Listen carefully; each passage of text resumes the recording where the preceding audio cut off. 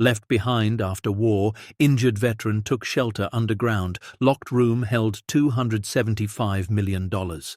Before we dive into the story, make sure to smash subscribe, because tomorrow we have an extra special story for you that will blow your mind. The morning sun broke cold and pale over the mountains of rural Montana, casting long shadows across a salvage yard that time had forgotten. Rusted car frames sat in crooked rows like metal skeletons.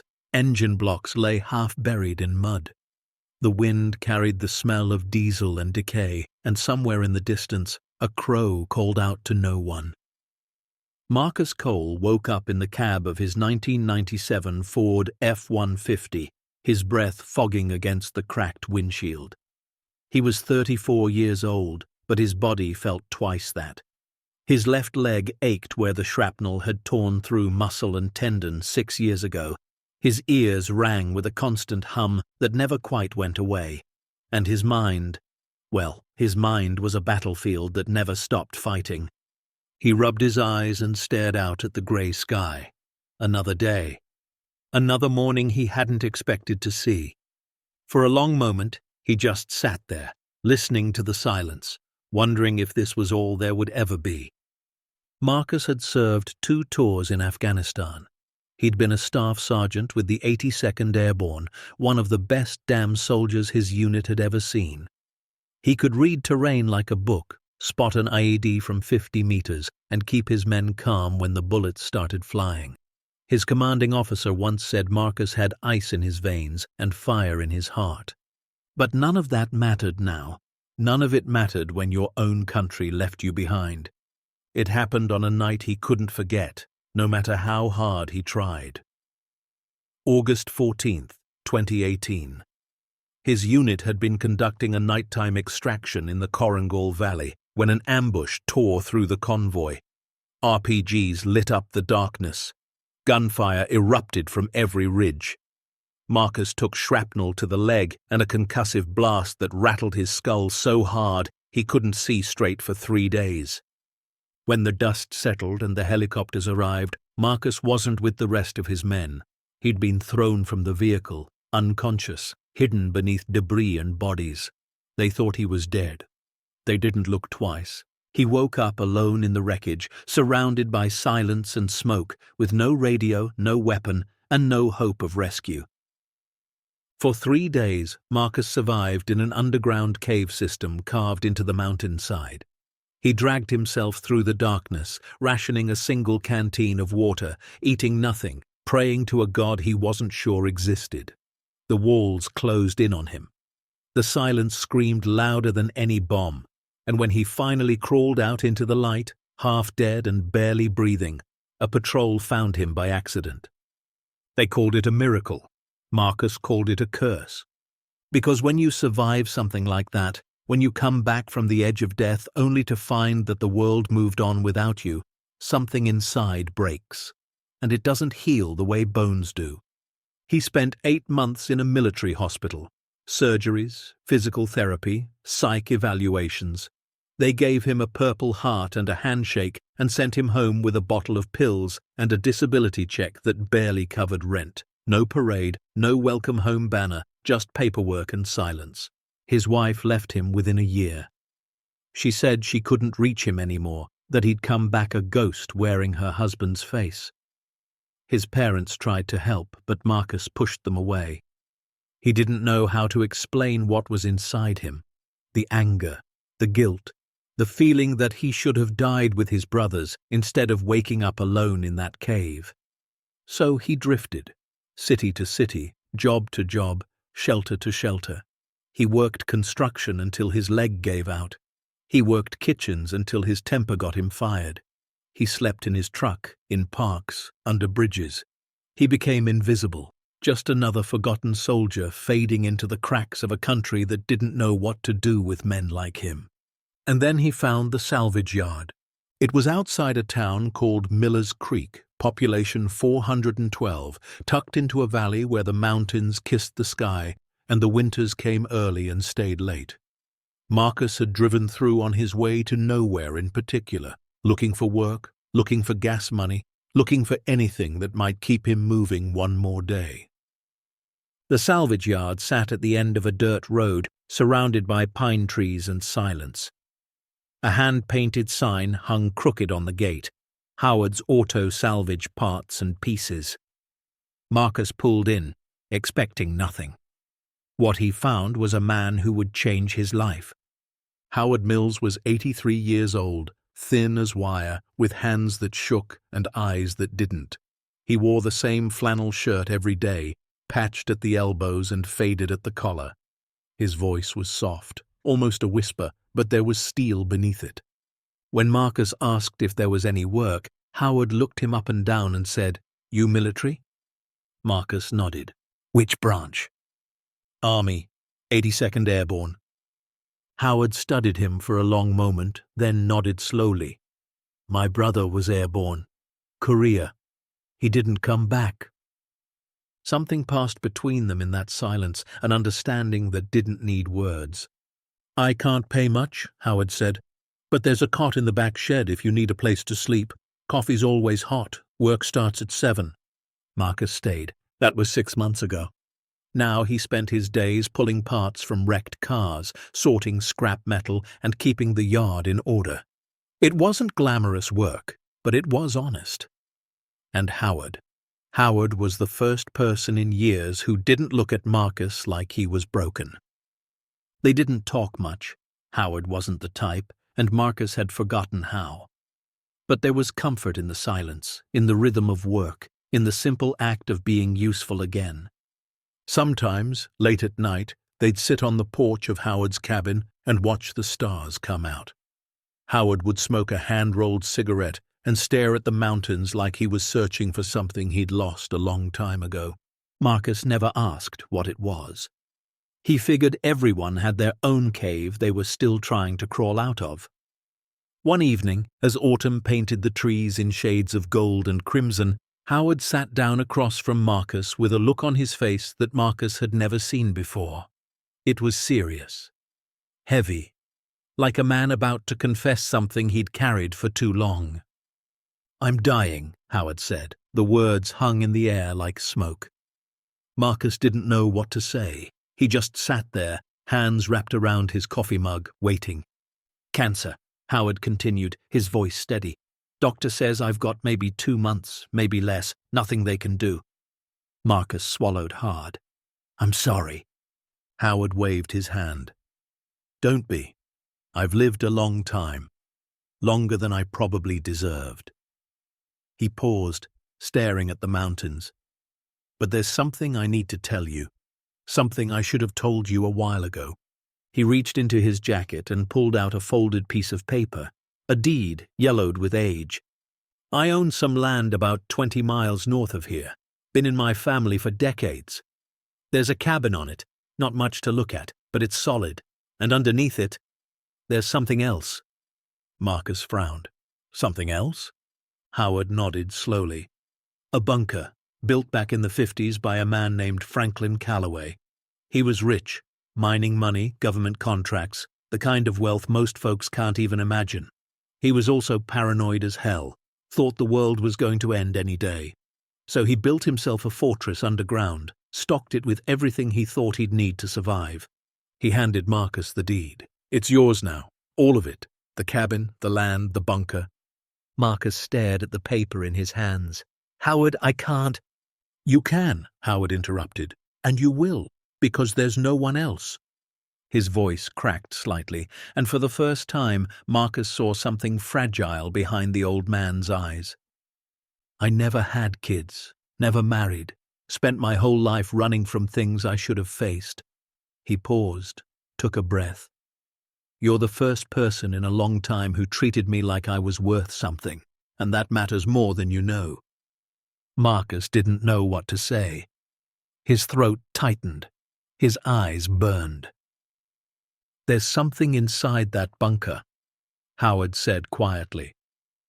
"Something important. I never had the courage to look, but maybe you will." He pressed a small brass key into Marcus's palm. "Take care of what's down there, whatever it is, promise me." Marcus looked at the key, worn smooth with age, and then back at Howard. "I promise." 2 weeks later, Howard Mills was gone.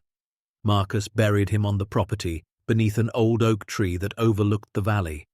There was no funeral, no service, no mourners, just Marcus, a shovel, and the cold Montana wind. He stood there for a long time after the last shovel of dirt had been placed, staring at the simple wooden cross he'd carved by hand. "I don't know what you saw in me," he said quietly, "but I won't let you down." The cabin was small, just 2 rooms with a wood stove and a hand pump for water. The walls were lined with old books and older photographs. It smelled like pine smoke and solitude. Marcus moved in that same day, bringing nothing but his truck and a duffel bag of clothes. He spent the first week just existing, sleeping in a real bed for the first time in months, cooking meals on the cast-iron stove, listening to the silence. But the bunker called to him. He found the entrance on the 3rd day, a heavy steel door set into the hillside behind the cabin, almost hidden by overgrown brush and fallen leaves. The door was military-grade, thick as a bank vault, with a combination lock that looked like it hadn't been touched in decades. Marcus tried the brass key Howard had given him. It fit into a secondary lock beside the main dial, but without the combination, the door wouldn't budge. He searched the cabin. He went through every drawer, every shelf, every box of old papers Howard had left behind. He found receipts from the 1960s, faded photographs of people he didn't recognize, letters that had never been opened, but no combination. He spent hours staring at that door, running his fingers over the cold steel, trying to imagine what was on the other side. Howard's words echoed in his mind. Something important. But what? Marcus began researching. He drove into town and used the library's computer to dig into the history of the property, the bunker, and the man who built it. Franklin Callaway had been one of the wealthiest men in Montana during the 1950s. He'd made his fortune in copper and silver mining, then expanded into government defense contracts during the Cold War. He was known for his brilliance, his ruthlessness, and his paranoia. Callaway believed that nuclear war was inevitable. He believed that the American economy would collapse, that paper money would become worthless, that only tangible assets, gold, silver, gems, would hold value in the aftermath. So he built a bunker. Not just any bunker, but a fortress designed to withstand anything. He filled it with supplies, with provisions, with wealth. And then, in 1978, Franklin Callaway died of a heart attack at the age of 62. His estate was tied up in legal battles for years. The bunker was sealed. The property was eventually sold to a distant relative who never lived there. Somehow, decades later, it had ended up in Howard's hands. But why? Marcus dug deeper, and that's when he found the connection. Franklin Callaway had a son, an illegitimate son, born in 1941 to a woman named Margaret Mills. The boy was named Howard. Marcus sat back in his chair, stunned. Howard Mills wasn't just some random old man who owned a salvage yard. He was Franklin Callaway's son, abandoned, unacknowledged, forgotten. The bunker wasn't just a relic of Cold War paranoia. It was Howard's birthright, an inheritance he'd never claimed. Marcus drove back to the cabin that night with his mind racing. He tore through the remaining boxes of Howard's belongings with new urgency.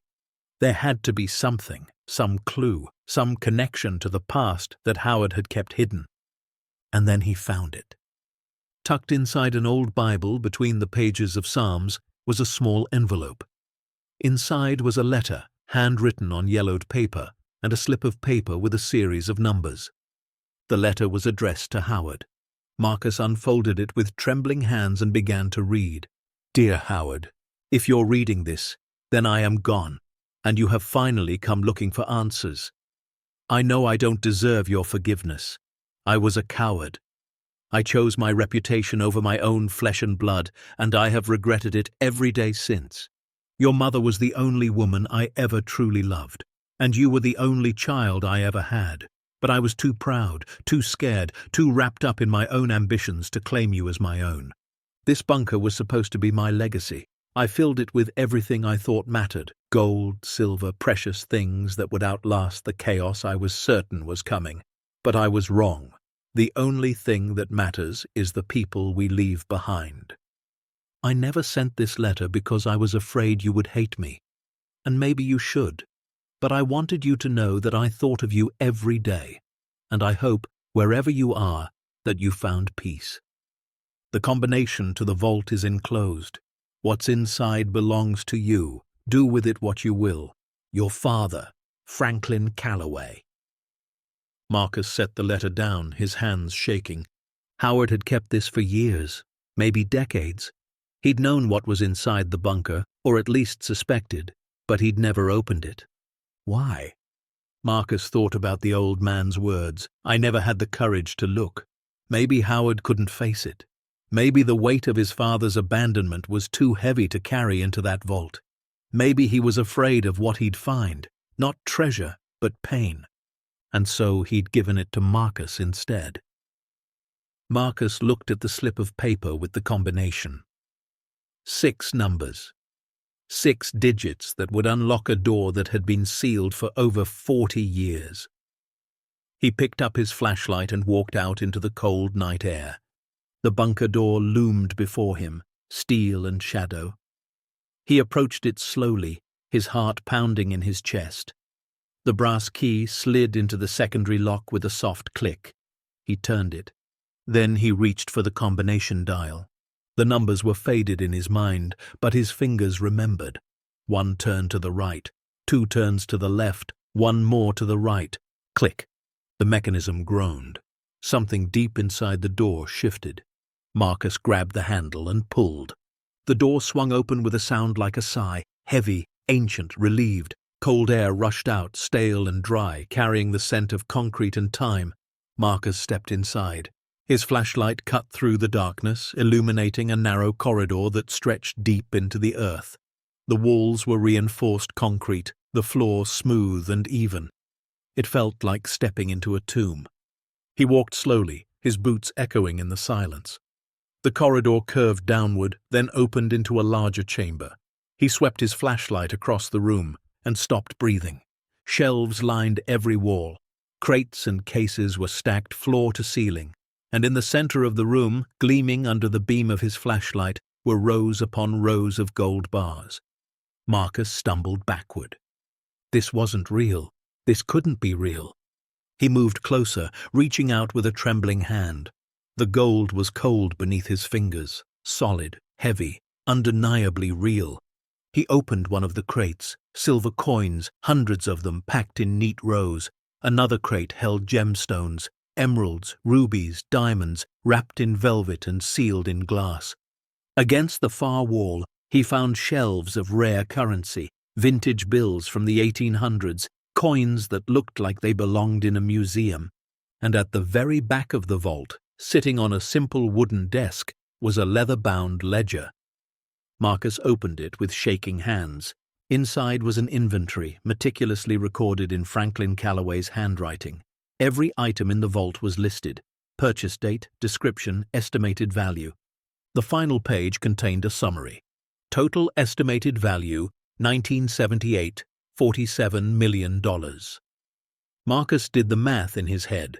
Gold prices had skyrocketed since then. Silver had climbed.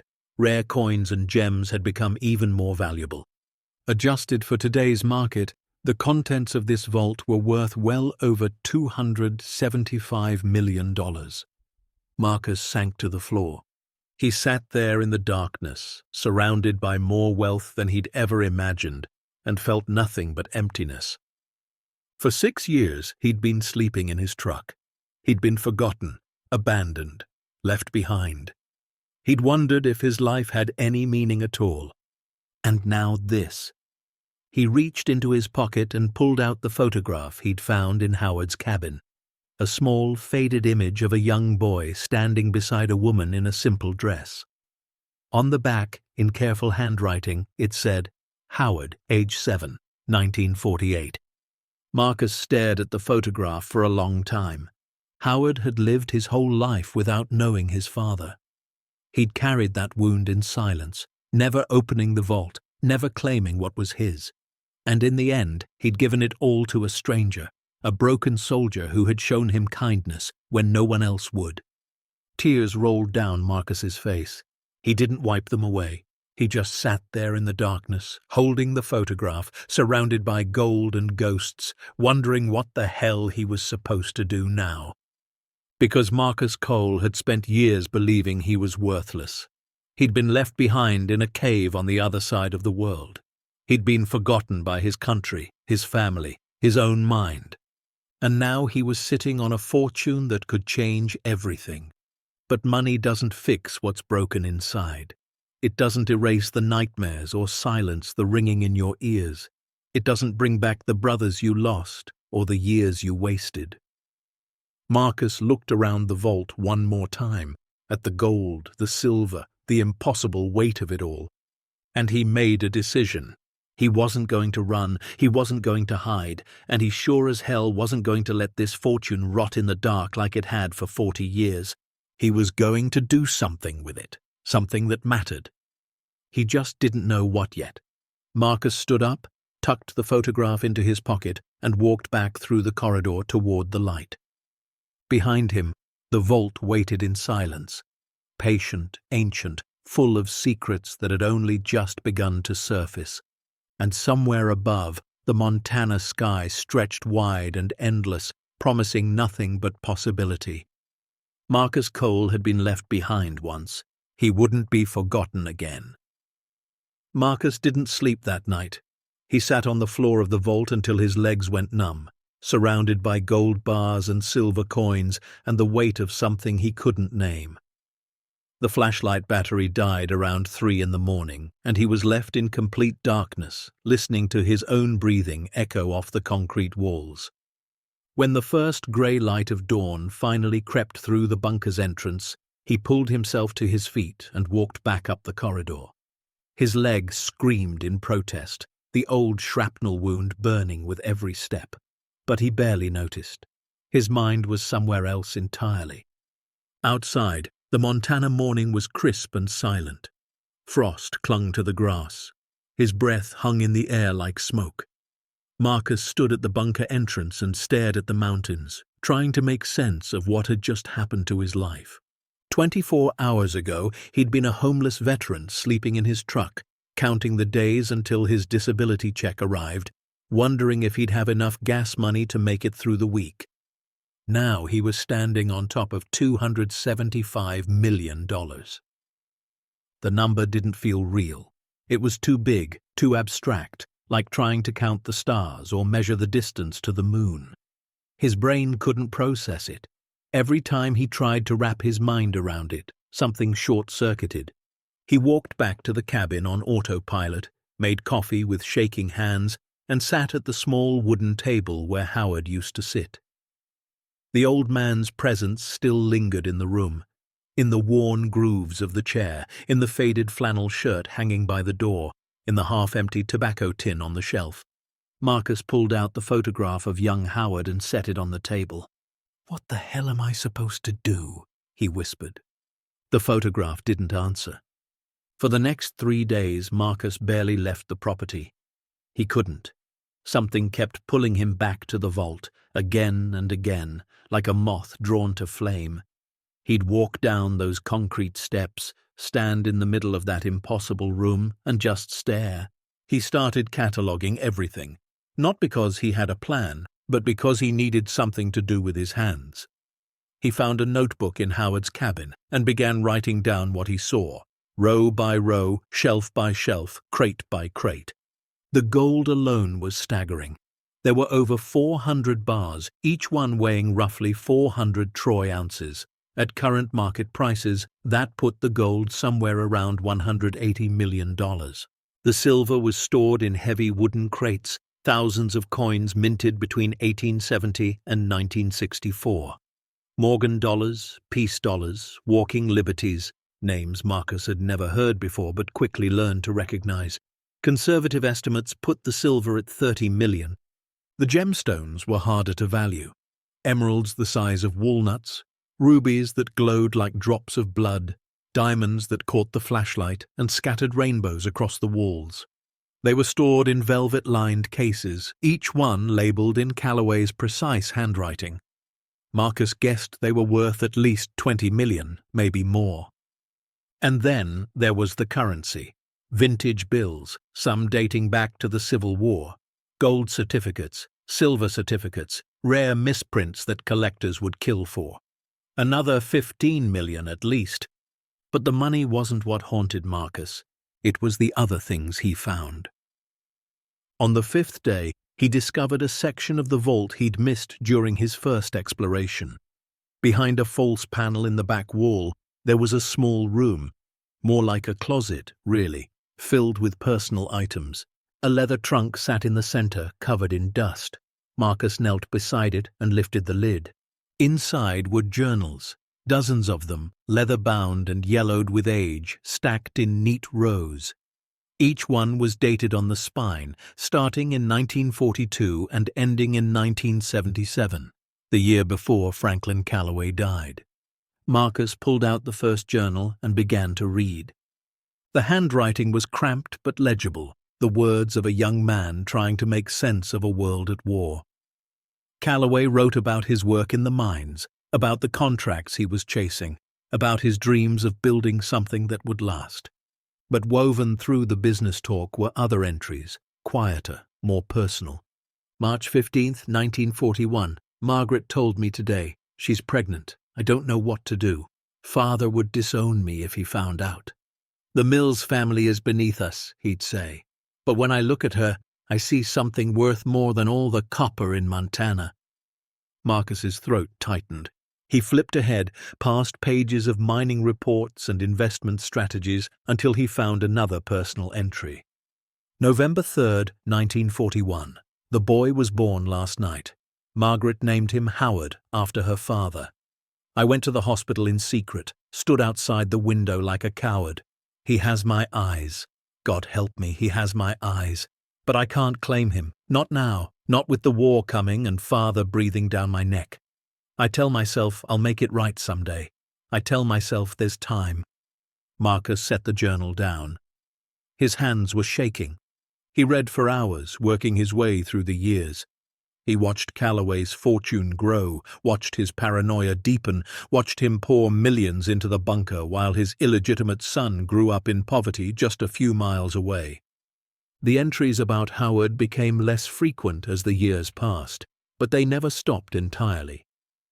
Calloway tracked his son from a distance, knew when he graduated high school, knew when he got his first job, knew when Margaret died of tuberculosis in 1963. June 18th, 1963. Margaret is gone. I found out through a newspaper obituary, like a stranger. Howard was at the funeral. I watched from my car, parked across the street. He's a man now, tall and thin, with his mother's quiet strength. He doesn't know I exist. Maybe that's for the best. What could I possibly say after all these years? Sorry I abandoned you. Sorry I chose money over blood. There are no words for what I've done. Marcus had to stop reading. His chest hurt, his eyes burned. He understood now why Howard had never opened the vault. It wasn't fear of what was inside, it was fear of what it represented. A father who had watched from the shadows, who had accumulated unimaginable wealth while his own son struggled, who had loved from a distance but never had the courage to close it. The money in this vault wasn't just treasure, it was guilt, it was regret, it was a lifetime of cowardice carved into gold and silver. Marcus picked up the final journal, dated 1977. The handwriting was shakier now, the words of an old man running out of time. October 2nd, 1977. The doctors say my heart is failing. I suppose it's fitting. The damn thing never worked right anyway, not when it mattered. I've made arrangements for the bunker. Everything is in place. But I can't bring myself to contact Howard directly. What would I say? Here's a fortune I hoarded while you went hungry. Here's proof that I loved you but was too afraid to show it. I've written him a letter. I've included it with the combination. Maybe he'll find it someday. Maybe he won't. Either way, the choice will be his. I've taken enough choices from him already." The journal ended there. 3 months later, Franklin Calloway was dead. Marcus closed the book and sat in the silence of the hidden room, surrounded by the remnants of a man's tortured conscience. He thought about Howard, the old man who had taken him in, given him work, treated him with kindness when the rest of the world had turned away.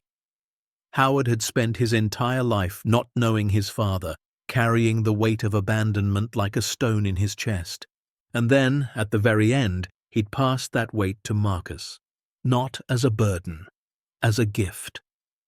Marcus remembered Howard's words, "You're the first person in a long time who treated me like I was worth something." That's why he'd given Marcus the property. That's why he'd trusted him with the bunker. Because Marcus had seen Howard as a person, not a problem. Because he'd shown up every day, done the work, shared the silence without demanding anything in return. Howard had spent 83 years waiting for someone to prove that kindness still existed. And when he found it in a broken-down veteran with nothing to his name, he'd decided to pass on everything he had. The fortune wasn't just money. It was a second chance, a chance to do what Calloway never could, to make something meaningful out of all that wasted potential. Marcus pulled himself to his feet and walked back to the main vault. He stood in the center of the room, surrounded by gold and silver and gems, and made a promise. "I'm going to do this right," he said out loud. "I don't know how yet, but I'm going to make this matter." The vault didn't answer, but somehow the silence felt different now, less oppressive, more patient, like it had been waiting for someone to finally understand. The next morning, Marcus drove into town for the first time in over a week. Miller's Creek was small, just a main street with a general store, a post office, a diner, and not much else. The kind of place where everyone knew everyone and strangers were noticed immediately. Marcus parked his truck outside the diner and walked in. The bell above the door jingled. A few heads turned, then turned back. He was still the new guy, the quiet veteran who worked at Howard's salvage yard. Most folks didn't pay him much attention. He ordered coffee and eggs at the counter, trying to act normal. But his mind was racing. He needed information. He needed to understand what he was dealing with. And most importantly, he needed to figure out if anyone else knew about the bunker. The waitress, a woman in her 50s named Betty, set down his plate with a friendly smile. "Haven't seen you in a while. How's things out at Howard's place?" Marcus shrugged. "Quiet. Just settling in." "Heard he passed. Sorry for your loss. He was a good man, even if he kept to himself." "Yeah," Marcus said. "He was." Betty lingered for a moment, like she wanted to say something else. Then she leaned in slightly. "You know, folks around here always wondered about that property. Howard bought it back in '92, paid cash, never said where the money came from. Some people thought he was hiding something out there." Marcus's heart skipped. "Hiding something?" Betty shrugged. "Just gossip. You know how small towns are. Probably nothing." She moved on to the next customer, leaving Marcus alone with his thoughts. He ate quickly and left, his appetite gone. The drive back to the property felt longer than usual. Every car that passed made him tense. Every shadow in the trees seemed suspicious. He was being paranoid. He knew that.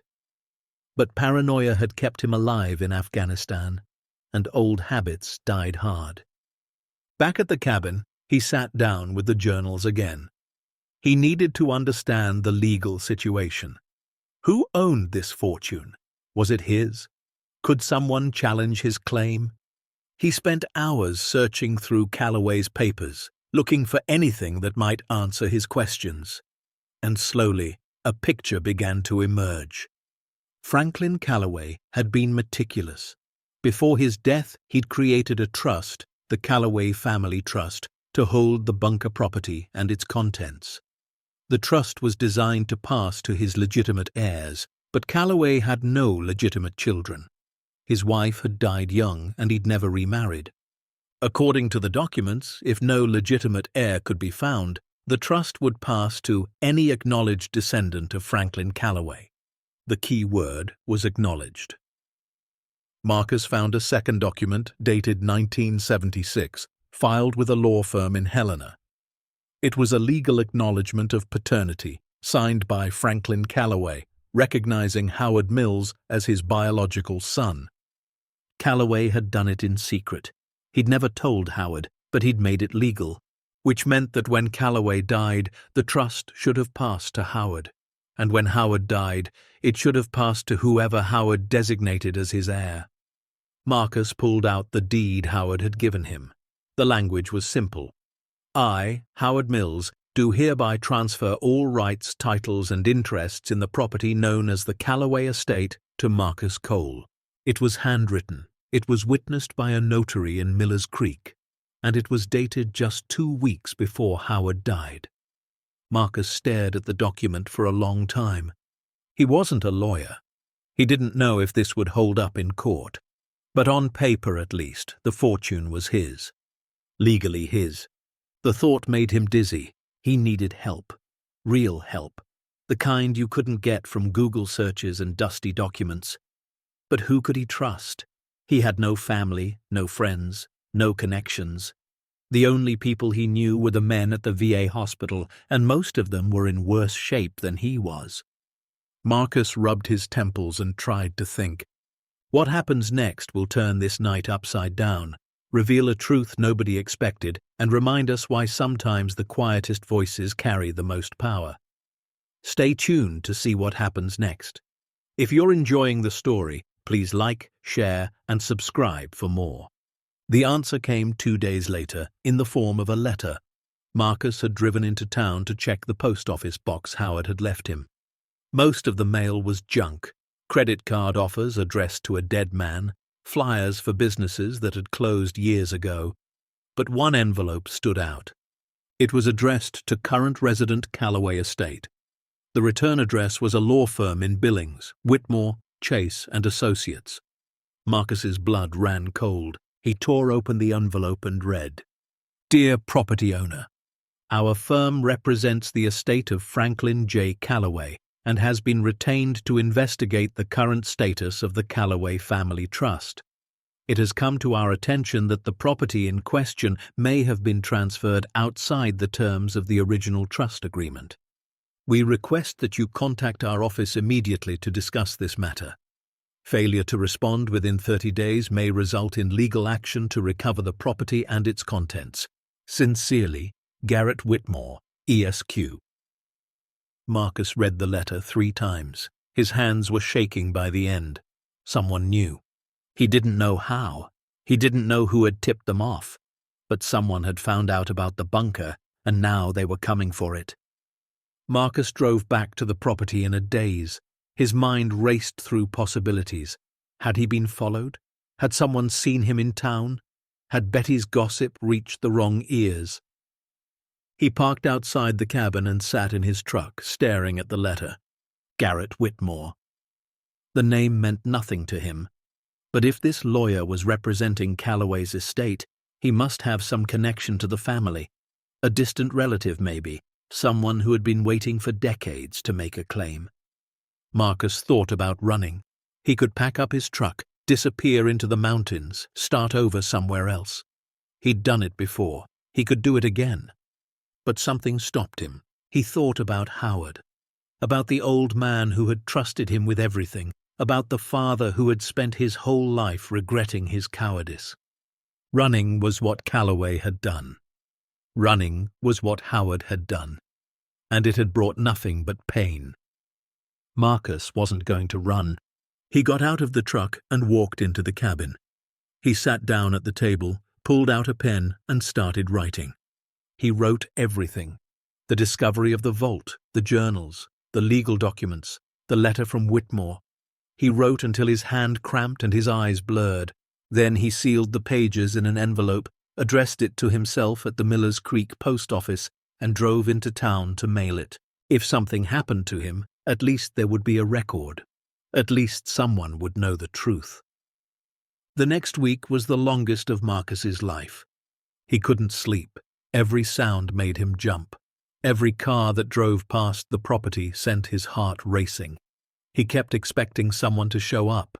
Lawyers, police, men in suits with court orders and handcuffs, but no one came. The silence was almost worse than confrontation.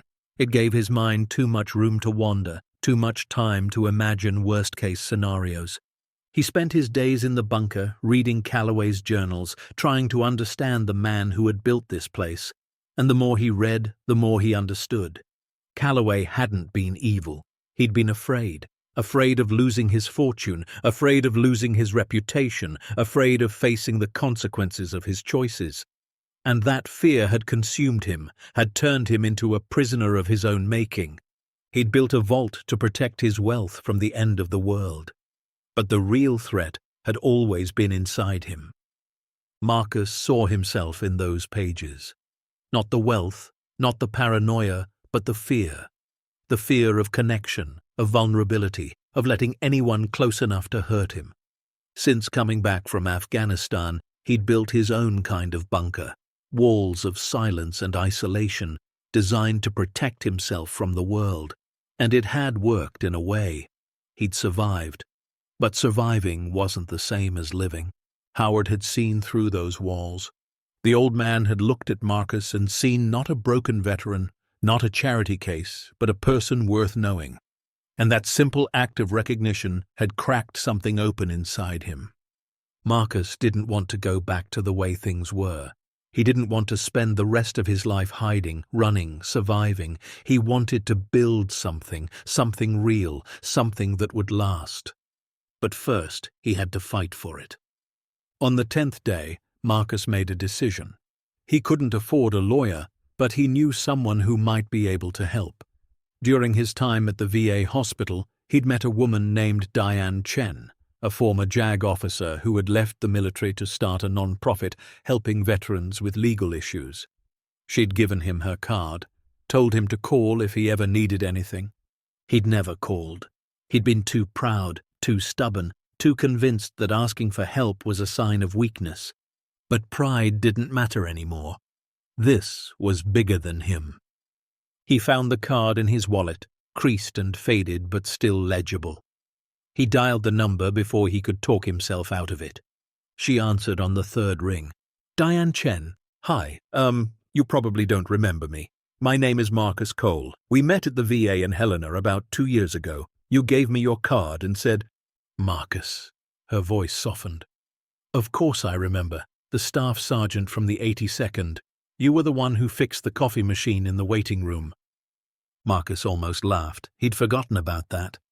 Yeah, that was me. How are you doing? Honestly, not great.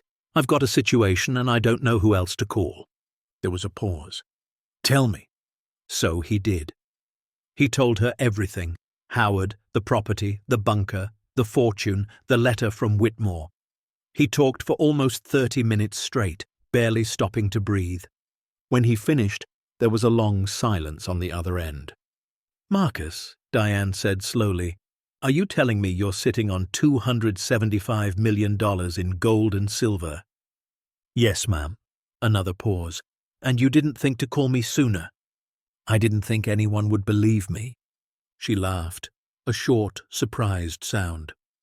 Okay, here's what we're going to do. Don't respond to that letter. Don't talk to anyone. Don't let anyone onto the property. I'm going to drive out there tomorrow and see this for myself. And if what you're telling me is true, we're going to need to move fast. You believe me? I've seen a lot of strange things in my career, Marcus, and I've learned that the strangest stories are usually the true ones. She paused. Besides, you're not the type to make things up. You never were. Marcus felt something loosen in his chest. For the first time in weeks, he could breathe. Thank you, he said.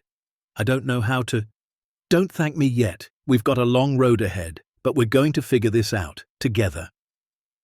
She hung up, and Marcus sat in the silence of the cabin, holding the phone like a lifeline. He wasn't alone anymore. That night, Marcus walked back down to the vault, not to count the gold or catalogue the silver, but just to sit, to think. He found himself at Calloway's desk, staring at the leather trunk full of journals. He'd read most of them by now, but there was one he'd saved for last, the final journal, the one that ended just before Calloway's death. He opened it to the last entry, December 15th, 1977. I'm tired. Not just my body, my soul. I've spent my whole life building walls, hoarding treasure, preparing for disasters that never came. And what do I have to show for it? A vault full of gold and a heart full of regret. I thought money would protect me. I thought wealth was the same as worth. But I was wrong. The only thing worth having is the thing I threw away, my son, my flesh and blood, my one chance at redemption. I hope, whoever reads this, that you don't make the same mistakes I did. I hope you understand that the things we bury have a way of surfacing. And when they do, we have to face them. Not with fear, not with more walls, but with courage, with honesty, with love. That's all we have in the end. Just love. Marcus closed the journal and held it against his chest. He thought about his own walls, the silence he'd built around himself, the people he'd pushed away. He thought about his parents, who had tried so hard to help him. His sister, who still sent birthday cards he never opened. The therapist at the VA who had begged him to keep coming back. He'd been so afraid of being hurt that he'd forgotten how to be helped. But that was going to change. It had to change. Marcus stood up and looked around the vault one last time. The gold gleamed in the dim light, the silver shimmered, the gems sparkled like captured stars. It was beautiful. It was terrifying. It was his. But it wasn't what mattered. What mattered was what he did with it. What mattered was the legacy he built, the lives he touched, the walls he tore down instead of the ones he built up. Franklin Calloway had spent his life running from his mistakes. Howard had spent his life carrying wounds he never healed. Marcus was going to break the cycle. He walked out of the vault, up the stone steps, into the cold Montana night. The stars stretched overhead, infinite and ancient. The wind whispered through the pines. Somewhere out there, lawyers were sharpening their knives. Somewhere out there, people who had never known Howard or Calloway were preparing to fight for a fortune they didn't understand. But Marcus wasn't afraid. He'd survived worse than lawyers. He'd crawled out of a cave in Afghanistan with nothing but his bare hands and his stubborn heart. He'd faced death and come out the other side. This was just another battle, and this time he wasn't fighting alone. He looked up at the sky and made a silent promise to Howard, to Calloway, to himself. "I'm going to make this count," he whispered. "I'm going to make it matter." The wind seemed to carry his words up into the darkness, scattering them among the stars, and somewhere deep in the earth, beneath layers of concrete and steel, $275 million waited in silence, patient, ready, full of possibility. Diane Chen arrived the next morning in a silver Honda Civic that had seen better days. She stepped out wearing jeans, a flannel shirt, and boots, nothing like the crisp military uniform Marcus remembered from the VA hospital. But her eyes were the same, sharp, steady, and full of a quiet determination that made you believe she could move mountains. Marcus met her at the cabin door with coffee already brewing. "You look like hell," she said, shaking his hand. "Thanks, you look different," she smiled. "Turns out lawyers don't have to wear suits every day. Who knew?" They sat at Howard's old kitchen table while Marcus walked her through everything again. This time he had the documents laid out, the deed, the trust papers, the paternity acknowledgement, Calloway's journals, the letter from Whitmore. Diane studied each one carefully, making notes in a small leather notebook. When she finished, she leaned back in her chair and let out a long breath. "Okay," she said. "First things first. I need to see this vault." Marcus led her down the hillside to the bunker entrance. The steel door stood open, just as he'd left it. Diane paused at the threshold, her flashlight cutting through the darkness. "You weren't exaggerating," she murmured. "I don't exaggerate." They descended together, their footsteps echoing in the narrow corridor. When they reached the main chamber, Diane stopped dead in her tracks. Marcus watched her face as she took it all in. The rows of gold bars, the crates of silver, the cases of gemstones. Her expression shifted from disbelief to wonder to something that looked almost like fear. "Jesus Christ," she whispered. "Yeah, that was pretty much my reaction too." Diane walked slowly around the room, running her fingers along the shelves, peering into crates, checking labels. She was quiet for a long time. Finally, she turned to face him. "Marcus, do you understand what this means?" "I'm starting to. This isn't just money. This is generational wealth. This is the kind of fortune that changes bloodlines, that builds empires, that starts wars." She shook her head. "And it's been sitting under a cabin in Montana for 40 years. Calloway was paranoid. He thought the world was ending. The world didn't end, but his did. Diane looked around the vault one more time. And now someone else wants it. They spent the rest of the day going through the legal documents. Diane was thorough, methodical, asking questions Marcus hadn't even thought to consider. Who had witnessed Howard's signature on the deed? When exactly had the paternity acknowledgement been filed? Were there any other potential heirs in Calloway's family tree? By evening, she had a clearer picture of the situation. "Here's what we're dealing with," she said, spreading papers across the table. Franklin Calloway created the Calloway Family Trust in 1962. The trust was designed to hold his assets and pass them to his legitimate heirs. But Calloway never had legitimate children. His wife died young, and he never remarried. So the trust should have gone to Howard. Exactly. Except Calloway never told Howard about it. He acknowledged paternity in secret, filed the paperwork, and then died before he could follow through. The trust sat in limbo for years, managed by a law firm in Helena that eventually went bankrupt. The property was sold at auction in 1992. That's when Howard bought it. Diane nodded. Howard paid cash, probably money he'd saved over a lifetime of work. He knew the property had belonged to his father, but I don't think he knew about the trust. Or, if he did, he didn't pursue it. Marcus thought about the letter Calloway had written, the one Howard had kept hidden for years. He knew, he just couldn't face it.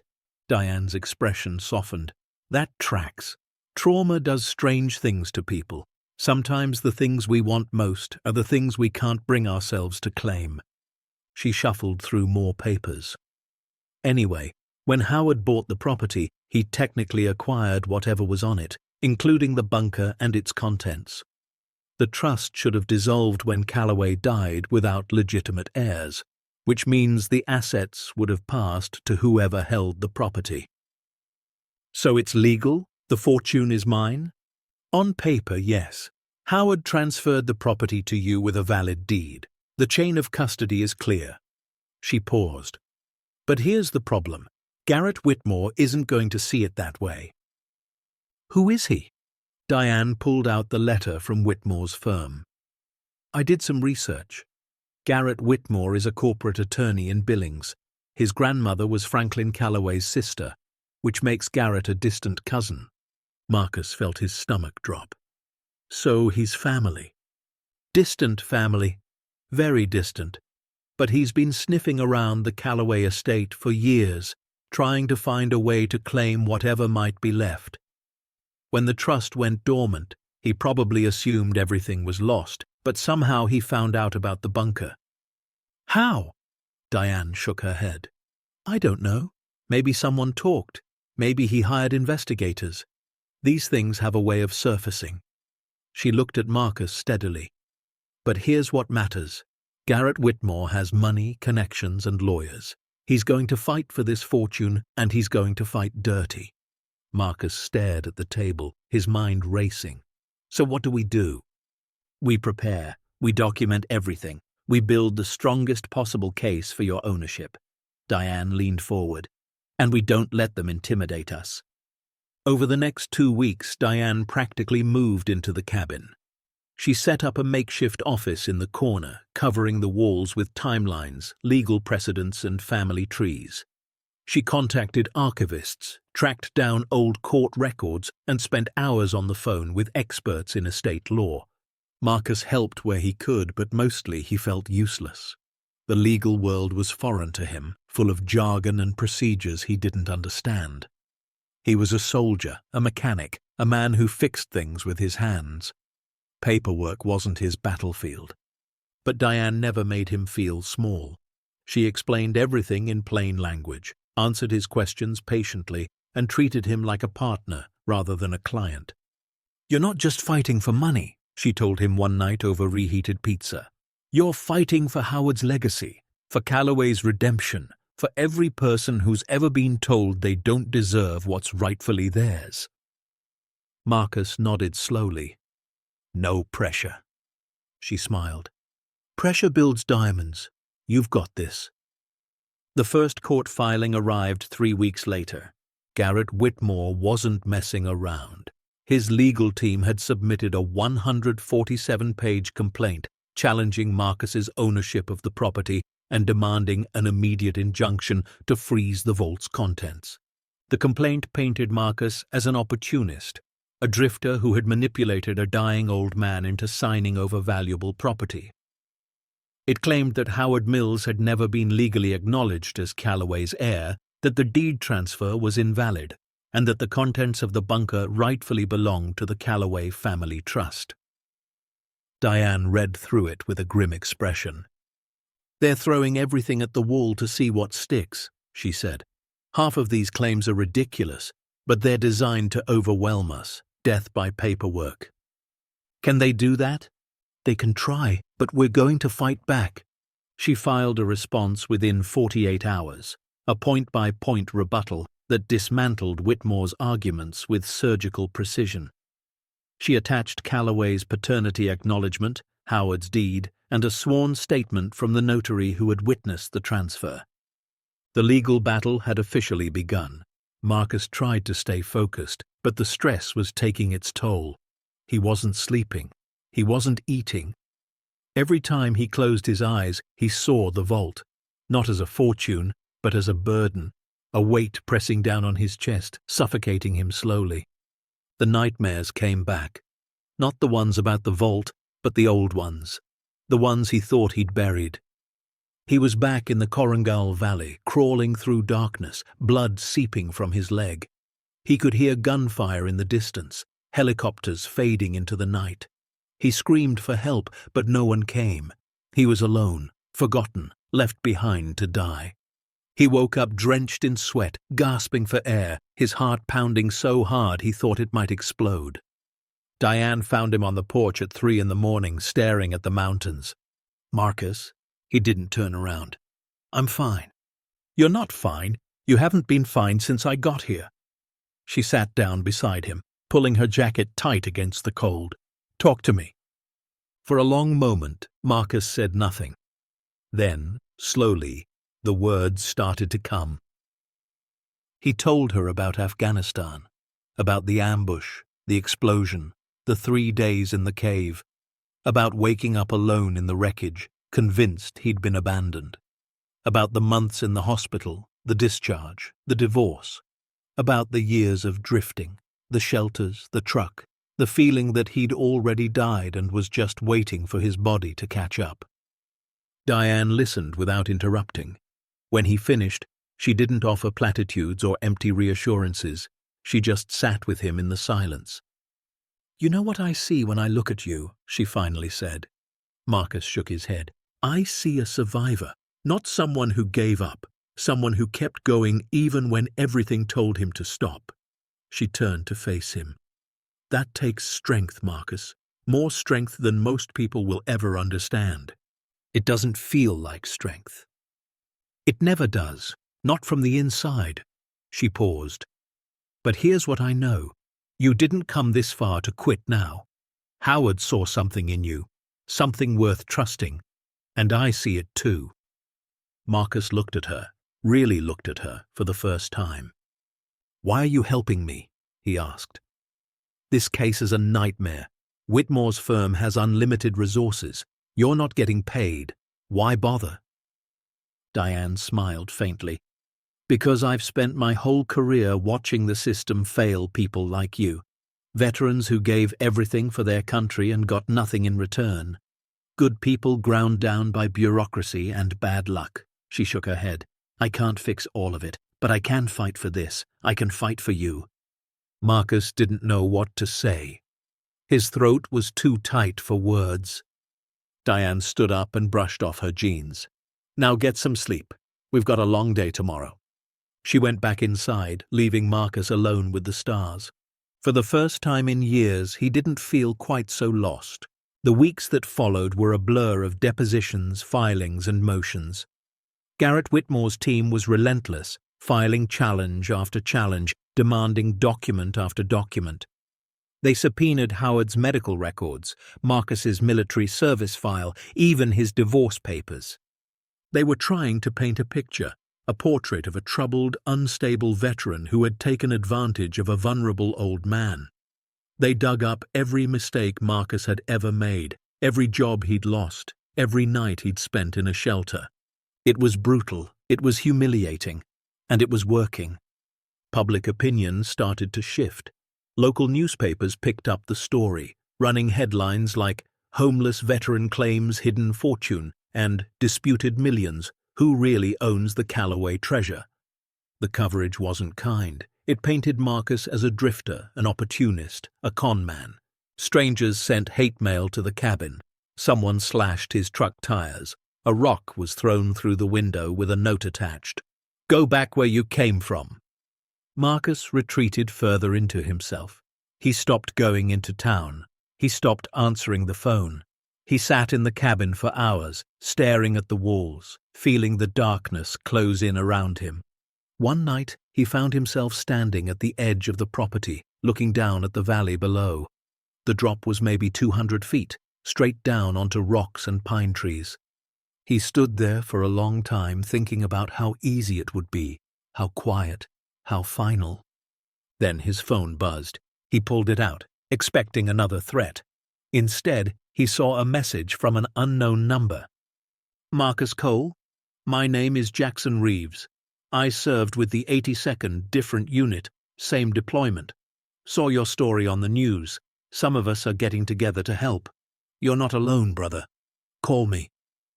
Marcus stared at the message for a long time. Then he stepped back from the edge. Jackson Reeves turned out to be a 42-year-old former sergeant from Louisiana who now ran a non-profit for homeless veterans in Missoula. He'd lost his left arm to an IED in 2010 and spent years struggling with addiction before getting clean. "I know what it's like to feel like the world forgot you," he told Marcus over the phone. "But here's the thing, it didn't. There are people out here who give a damn. You just have to let us find you." Within a week, Marcus had visitors. They came from across Montana, Idaho, Wyoming, veterans who had seen his story and wanted to help. Some brought food, some brought tools, some just brought themselves, ready to work on whatever needed doing. A former Marine named Carlos helped repair the cabin's roof. A Navy medic named Sarah organized the legal documents into a system that actually made sense. A retired Army chaplain named Thomas sat with Marcus for hours, listening without judgment, offering quiet wisdom when it was needed. They didn't ask for anything. They didn't expect anything. They just showed up. Marcus didn't know how to process it. He'd spent so long alone, so long convinced that he was worthless, that accepting help felt almost painful, like touching a wound he'd forgotten he had. But slowly, day by day, something shifted. He started eating again, sleeping again, talking again. The darkness didn't disappear, but it became manageable, survivable. "You know what this is?" Diane asked him one evening, watching the veterans work on the property. "What?" "This is community. This is what happens when people decide to care about each other, she smiled. This is what you're going to build, Marcus. This is your legacy. Marcus looked at the men and women scattered across the property, laughing, arguing, hammering nails into wood. They were broken, all of them. Scarred by war and loss and the cruel indifference of a world that had used them up and thrown them away. But they were still standing, still fighting, still showing up for each other, and for the first time, Marcus believed he could too. The trial date was set for November 15th. Diane had assembled a small but fierce legal team, 2 junior attorneys from her nonprofit, a paralegal who worked around the clock, and an expert witness in estate law who had literally written the book on trust disputes. They spent the final weeks preparing Marcus for testimony. They drilled him on dates, names, timelines. They rehearsed cross-examination questions until he could answer in his sleep. They taught him how to stay calm under pressure, how to speak clearly, how to look the jury in the eye. "Garrett Whitmore is going to try to rattle you," Diane warned. "He's going to bring up your discharge, your homelessness, your mental health. He's going to make you feel like you don't deserve to be here. Maybe I don't." "Stop," Diane's voice was sharp. "You earned this, Marcus. Every single thing you've been through brought you to this moment. Don't let some silver spoon lawyer make you forget who you are." Marcus nodded slowly. "Who am I?" "You're a survivor. You're a soldier. You're a man who was given a second chance and had the courage to take it." She gripped his shoulder. "Now go prove it." The courtroom was smaller than Marcus expected. He'd imagined something grand, marble columns, vaulted ceilings, the kind of place where history was made. Instead, it was a plain room with fluorescent lights, wooden benches, and a judge who looked like she hadn't slept in a week. Garrett Whitmore sat at the opposing table, flanked by 3 attorneys in matching grey suits. He was tall, trim, with silver hair and the kind of tan you only got from expensive vacations. His smile was practiced, his handshake firm, his eyes completely empty. Marcus looked at him and felt nothing but contempt. The trial lasted 4 days. Whitmore's team went first, presenting their case with polished efficiency. They argued that Howard Mills had never been legally recognized as Calloway's heir, that the paternity acknowledgement was a forgery, that the deed transfer was the result of undue influence over a mentally compromised old man. They called expert witnesses who questioned the authenticity of Calloway's signature. They presented psychological profiles suggesting Marcus had manipulated Howard. They painted a picture of a scheming drifter who had targeted a vulnerable elderly man for his hidden fortune. It was all lies, but it was convincing lies. Marcus watched the jury's faces and felt his hope slipping away. They were buying it. They were actually buying it. On the 3rd day, Diane presented their defense. She was methodical, thorough, devastating. She produced the original paternity acknowledgement, authenticated by 3 separate handwriting experts. She showed bank records proving Howard had legally purchased the property in 1992. She presented the deed transfer, witnessed and notarized, with no evidence of coercion or fraud. But her strongest weapon was the journals. Diane read excerpts from Calloway's own writings, passages where he acknowledged Howard as his son, expressed regret for abandoning him, and specifically stated his intention for the trust to pass to his descendants. Franklin Calloway spent his entire life running from his responsibilities, Diane told the jury. He abandoned his son, hoarded his wealth, and died alone with nothing but regret. But even he understood in the end that family matters, that blood matters, that the things we bury have a way of surfacing. She turned to face Garrett Whitmore directly. "The plaintiff claims to represent the Calloway family, but what has he ever done for that family? He never knew Franklin Calloway. He never met Howard Mills. He has no connection to this legacy except a shared name and an empty claim." Her voice rose. "Marcus Cole has no blood connection to the Calloways, but he has something far more important. He has honor. He showed kindness to a lonely old man when no one else would. He earned Howard's trust through years of quiet service. And when Howard chose to pass on his inheritance, he chose Marcus, not because of blood, but because of character. She paused, letting the words sink in. Ladies and gentlemen, this case isn't about money. It's about what we value. It's about whether we believe that kindness matters, that loyalty matters, that a man's final wishes should be honored. She looked at the jury one last time. Howard Mills waited his entire life for someone to prove that goodness still exists.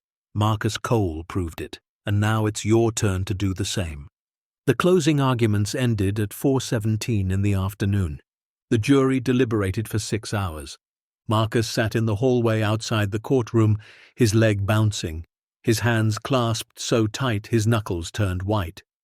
Diane sat beside him, calm and steady, while Jackson and the other veterans waited nearby. No one spoke. There was nothing left to say. At 10:32 that night, the bailiff opened the door. Jury's back. Marcus walked into the courtroom on legs that felt like rubber. He took his seat, stared straight ahead, and tried to remember how to breathe. The judge read the verdict. In the matter of Whitmore versus Cole, we, the jury, find in favor of the defendant, Marcus Cole. The plaintiff's claims are dismissed in their entirety. The property and all contents thereof are hereby confirmed as the legal property of Marcus Cole. Marcus didn't move. He heard the words, but they didn't register. It was like listening to a foreign language, sounds without meaning. Then Diane grabbed his arm, and suddenly the room exploded. Jackson was shouting. Carlos was crying. Sarah was laughing. The veterans in the gallery were on their feet, applauding, cheering, embracing each other like they'd won a war. Marcus just sat there, stunned. It was over. It was actually over. Diane leaned in close. "You did it," she said. "You won." Marcus looked at her, then at the jury, then at Garrett Whitmore, who was already packing his briefcase, his face a mask of barely controlled rage. "We won," Marcus corrected. They walked out of the courthouse together into the cold Montana night. The stars were out, sharp and bright against the black sky. The air smelled like pine and possibility. Marcus stopped at the bottom of the steps and looked up. "I don't know what to say," he admitted. "You don't have to say anything," Diane replied. "Just feel it." So he did. He stood there in the darkness, surrounded by people who had fought for him, believed in him, refused to let him fall. And for the first time in 6 years, Marcus Cole felt something he'd almost forgotten was possible. Hope. Real, genuine, terrifying hope. He thought about Howard, about the old man who had given him everything. He thought about Calloway, about the father who had spent his life running from love. He thought about the vault, still waiting in the darkness, patient and full of possibility. The money didn't matter. It never had. What mattered was what he did with it. What mattered was the legacy he built, the lives he touched, the walls he tore down. Marcus looked at the faces around him. Diane, Jackson, Carlos, Sarah, Thomas, and a dozen others whose names he was still learning. They were his family now, his brothers and sisters in arms, and together they were going to change everything. Garrett Whitmore announced his intention to appeal the next morning. His statement was cold, clinical, full of legal jargon and thinly veiled threats. But Marcus wasn't afraid anymore. He'd faced worse than lawyers. He'd faced death. He'd faced despair. He'd faced the darkest parts of himself and come out the other side. This was just another battle, and now he had an army at his back. The drive home took 3 hours. Marcus sat in the passenger seat of Diane's Civic, watching the mountains roll past, feeling lighter than he had in years. "So what happens now?" he asked. Diane smiled. "Now you decide what kind of legacy you want to build." Marcus thought about that for a long time. He thought about the veterans who had shown up for him, broken, scarred, but still standing. He thought about the shelters he'd slept in, the VA hospitals that couldn't help, the systems that had failed him again and again. He thought about Howard, sitting alone in his cabin for decades, waiting for someone to see him. And he thought about Calloway's final journal entry. "The only thing worth having is the thing I threw away." Marcus knew what he wanted to build. "I want to help them," he said quietly. "The veterans, the ones like me, the ones who got left behind." Diane glanced at him. "Help them how?" "I don't know yet. A place maybe. Somewhere they can come when everything falls apart. Somewhere they can find work, find community, find purpose." He paused. "Somewhere they won't feel alone." Diane was quiet for a moment, then she nodded.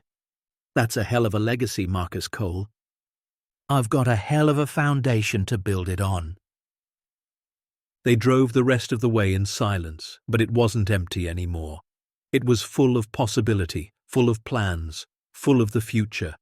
When they finally pulled up to the cabin, the sun was just beginning to set.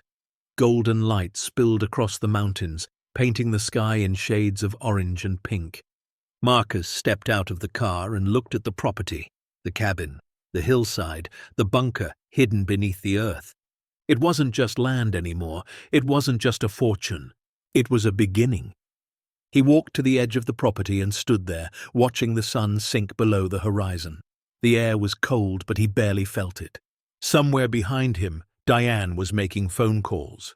Jackson was organizing the veterans. Plans were being made, foundations being laid.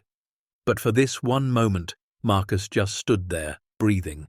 He was alive, he was free, he was home, and tomorrow he would start building something that would last, not for himself, not for the money, for Howard, for Calloway, for every forgotten soldier still waiting in the darkness, for everyone who had ever been left behind.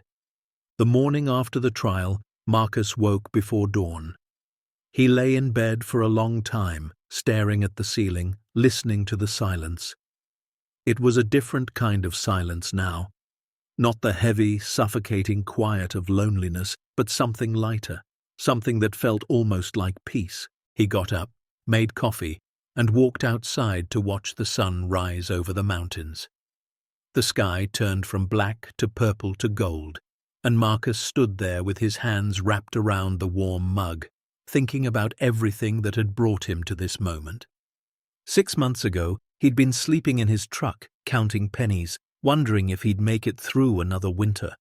Now he was standing on property worth hundreds of millions of dollars, surrounded by people who believed in him, facing a future he never thought he'd have. It didn't feel real.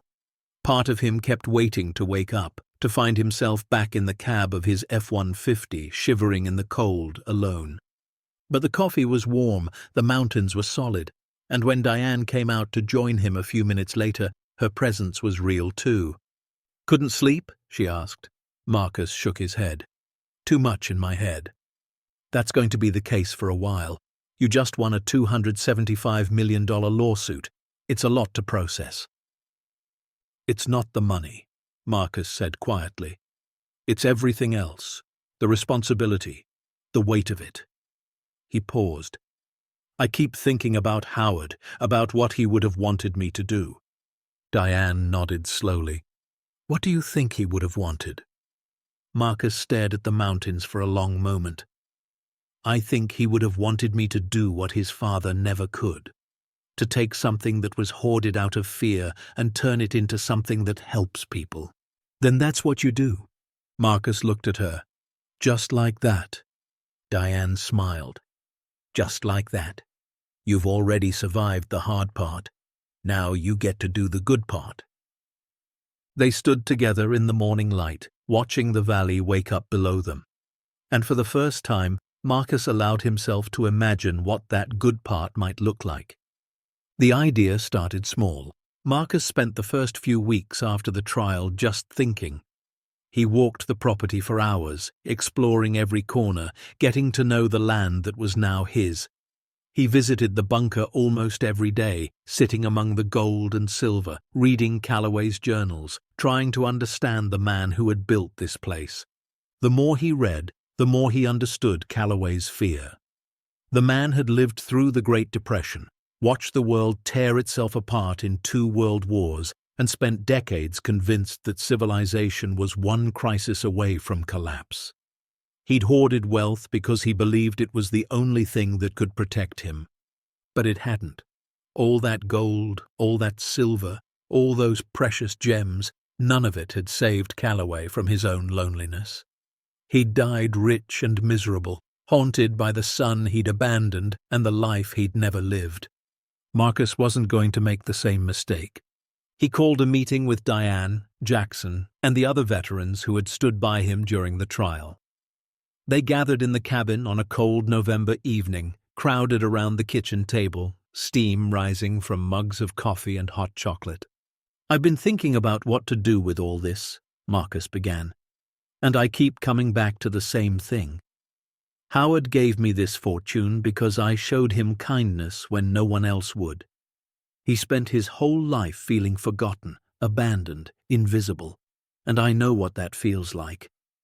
He looked around the table at the faces watching him, scarred, weathered, carrying stories that would break most people. "I want to build something for people like us, veterans who got left behind, people who fell through the cracks. A place where they can come when everything falls apart, where they can find work, find community, find purpose." He paused. "A place where they won't feel alone." Jackson leaned forward. "What kind of place are you thinking?" "I don't know exactly. A retreat center maybe, somewhere with housing, counseling, job training, somewhere they can stay as long as they need to get back on their feet."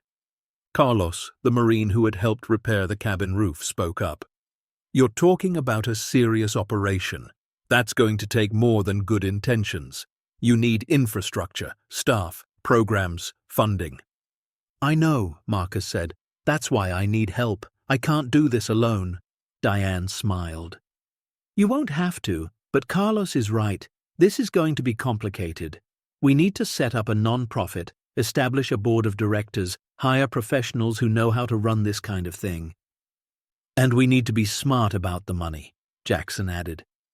$275 million sounds like a lot, but if we're not careful, it'll be gone in a few years.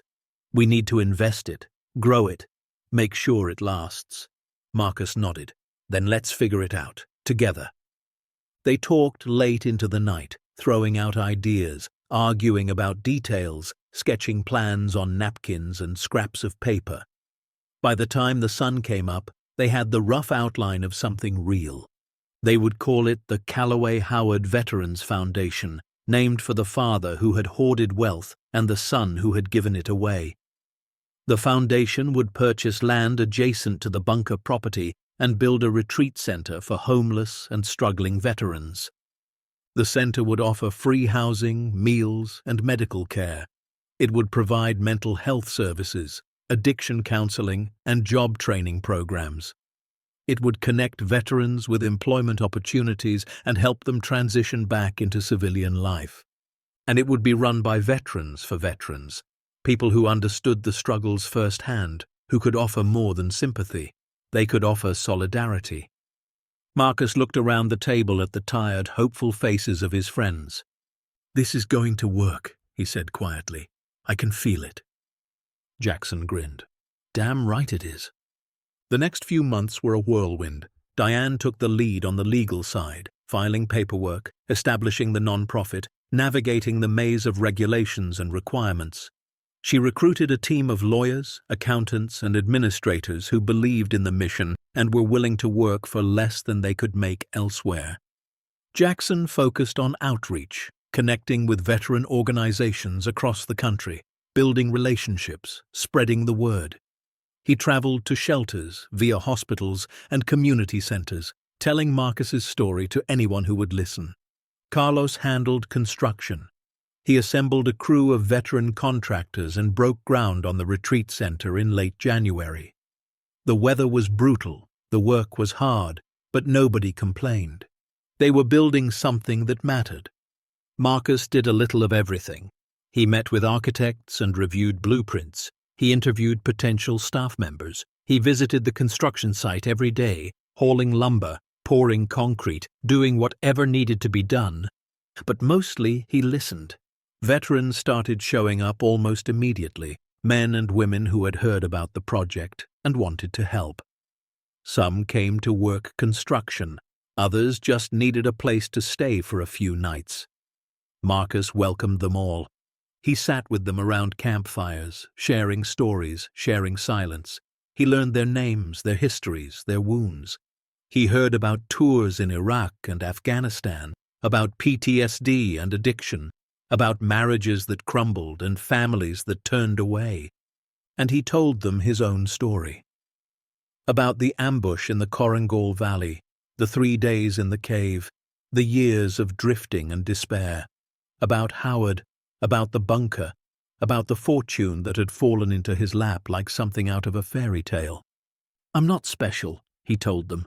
"I'm just lucky, and I want to share that luck with people who deserve it a hell of a lot more than I do." The veterans listened, and slowly they began to believe. Spring came early that year. The snow melted, the rivers swelled, and the mountains turned green with new growth. Marcus stood on a ridge overlooking the construction site and watched the retreat center take shape. The main building was nearly complete, a large, rustic lodge with a wraparound porch and floor-to-ceiling windows facing the mountains.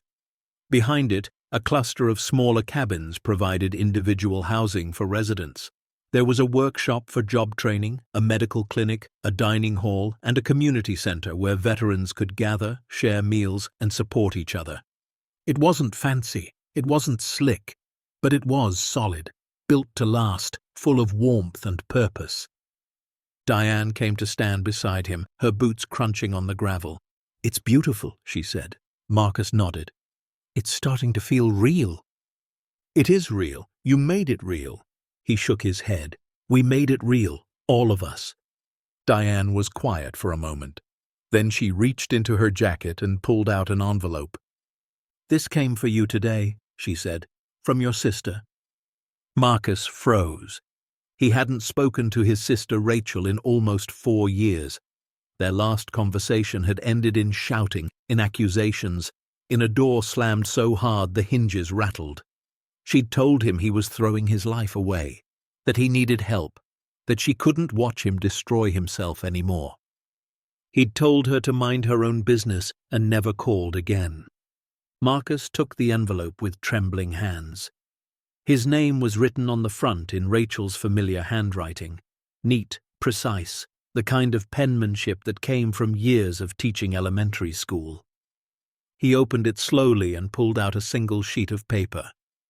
"Dear Marcus, I saw you on the news. I couldn't believe it at first.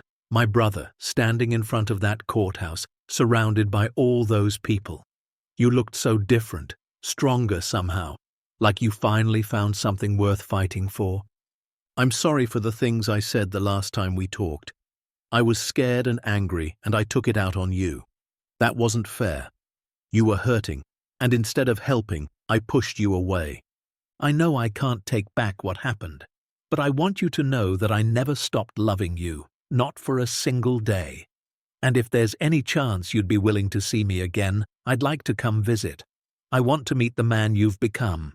Your sister Rachel." Marcus read the letter 3 times, his vision blurred, his hands shook. Diane watched him quietly. "Are you okay?" He didn't answer right away. He just stood there, holding the letter, feeling something crack open inside him that he'd kept sealed shut for years. "I pushed everyone away," he said finally. "After I came back, after everything fell apart. I thought it was easier to be alone. I thought if I didn't let anyone in, they couldn't hurt me." "That's a survival mechanism," Diane said gently. "It makes sense when you're in crisis, but you're not in crisis anymore." Marcus looked at the letter again. "I don't know how to be a brother anymore. I don't know how to be family." "You learn, the same way you learned everything else, one day at a time." He folded the letter carefully and tucked it into his pocket. "I'll call her tonight." The phone call lasted 2 hours. Marcus sat on the porch of the cabin, watching the stars come out, talking to his sister for the first time in 4 years. It started awkwardly. Long silences, careful words, the tentative steps of two people trying to find their way back to each other. But slowly the walls came down. Rachel told him about her life, her job, her kids, her husband who still asked about him every Christmas. She told him about the nights she'd spent worrying, wondering if he was alive, praying for a phone call that never came. Marcus told her about Howard, about the bunker, about the foundation. He told her about the trial, the veterans, the retreat center taking shape in the mountains. He told her things he'd never told anyone, about the nightmares that still came, about the guilt that never quite went away, about the constant fear that he didn't deserve any of this. "You deserve it," Rachel said, her voice thick with emotion. "You've always deserved it. You just couldn't see it." "I'm starting to," Marcus admitted, slowly. "That's all any of us can do." They talked until Marcus's phone battery was almost dead. Then Rachel said, "I want to come see you. I want to meet your friends, see what you're building. I want to be part of your life again." Marcus felt tears slide down his cheeks. "I want that too." "Then I'll book a flight. I'll be there for the opening." "The opening isn't scheduled yet." "Then schedule it. I'll be there." Marcus laughed, a real laugh, the kind that came from somewhere deep inside. "Okay, I'll let you know." They said goodbye, and Marcus sat in the darkness for a long time afterward, holding the phone against his chest, feeling something that had been broken for years finally begin to heal. The retreat center opened on a warm Saturday in late June. They'd spent months preparing for this day, finalizing programs, training staff, coordinating with veteran organizations across the country. The first residents had already arrived, a small group of men and women who had been carefully selected from a waiting list that was already hundreds of names long. But today wasn't about the residents. Today was about celebration, about marking the beginning of something new. Marcus stood on the porch of the main lodge, looking out at the crowd that had gathered on the grounds. There were local dignitaries, journalists, donors who had contributed to the foundation. There were veterans from across the region, some in wheelchairs, some with service dogs, all of them carrying stories that deserved to be heard. And there was Rachel, standing near the front of the crowd with her husband and 2 children. When their eyes met, she smiled, the same smile he remembered from childhood, from the days before war and distance had driven them apart. Marcus smiled back. Diane appeared at his elbow. "You ready?" "No," Marcus admitted, "but I'm going to do it anyway." She grinned. "That's the spirit." He walked to the podium that had been set up in front of the lodge. The crowd fell silent. Marcus gripped the edges of the wooden stand and took a deep breath. "I'm not much for speeches," he began. "I'm a mechanic. I fix things with my hands, not with words. But there are some things that need to be said, and I guess I'm the one who has to say them." He paused, gathering his thoughts. 7 years ago, I was in a place called the Korangal Valley in Afghanistan. My unit was ambushed. I took shrapnel to the leg, a blast to the head, and when I woke up, everyone was gone. They thought I was dead. They left me behind. The crowd was utterly still. I spent 3 days in an underground cave, crawling through darkness, convinced I was going to die alone. And in a way, I did die. Part of me stayed in that cave, the part that trusted people, the part that believed things could get better, the part that thought I mattered. He swallowed hard.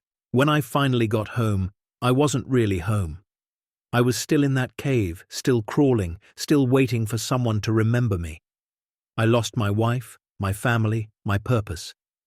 I spent years drifting, sleeping in my truck, wondering if anyone would notice if I just stopped.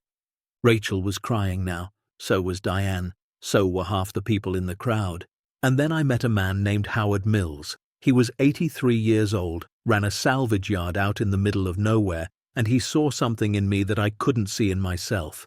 He gave me work, he gave me shelter, and when he died, he gave me everything he had, including a secret that had been buried underground for 40 years. Marcus gestured toward the hillside where the bunker entrance was hidden. There's a vault under this property. It's filled with gold, silver, gems, hundreds of millions of dollars worth. Howard's father built it because he was afraid of the future. He spent his whole life hoarding wealth, convinced that it was the only thing that could save him. But it didn't save him. He died alone, haunted by regret, separated from the people who should have mattered most. He looked out at the crowd. I'm not going to make that mistake. I'm not going to hoard this fortune while veterans sleep on the streets and struggle to find help. I'm not going to let fear turn me into another lonely man surrounded by gold. His voice grew stronger. This retreat center is for everyone who's ever felt forgotten, everyone who's ever been left behind, everyone who's ever crawled through darkness, wondering if they'd ever see the light again. He spread his arms wide. This place is proof that there's still goodness in the world. That kindness matters, that the things we give away are worth more than the things we keep.